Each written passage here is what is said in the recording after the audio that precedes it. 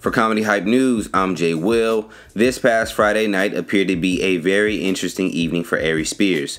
According to several reports, during a performance at Connecticut's Funny Bone Comedy Club, Spears would end up getting under the skin of a heckler so bad that a knife would end up being pulled out.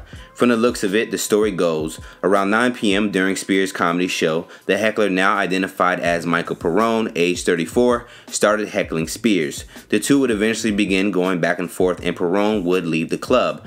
But according to the Hartford Courant, Perrone would return and waited outside the comedy club with a knife in hand.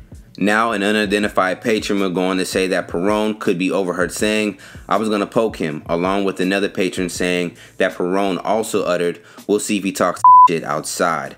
Police would eventually be called, and at first it appeared that there was no knife on the scene. But after looking around, security would find a 3.5-inch blade in a planter outside the club. Perrone would later admit that it was his, and he did display it. As far as Spears, he would confirm that he and the man did get into a heated dispute in the club and that he felt threatened. Perrone would get arrested and was later released and has been banned from the property for 5 years.